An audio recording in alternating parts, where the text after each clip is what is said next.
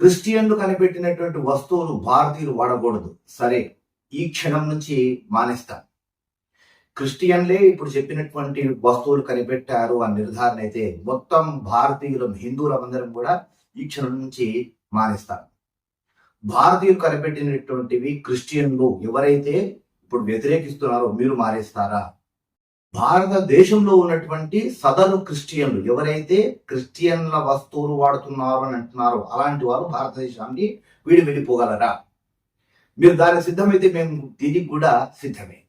Last but not least, క్రిస్టియన్లు కనిపెట్టినటువంటివి భారతీయులు, హిందువులు, సనాతనీయులు వాడకూడదు అనేదే మీ చివరి అభిప్రాయమే అయితే గనక మేము ఖచ్చితంగా వాటిని మానేస్తాం. కానీ ఎవరైతే ఇలాంటి ప్రేలాపనలు వెళ్తున్నారో అలాంటి వాళ్ళు ఈ భారతదేశం నుంచి దొబ్బేయండి. ఎందుకంటే ఇది సనాతన దేశము, ఇది భారతీయుల దేశము, ఇది హిందూ దేశము.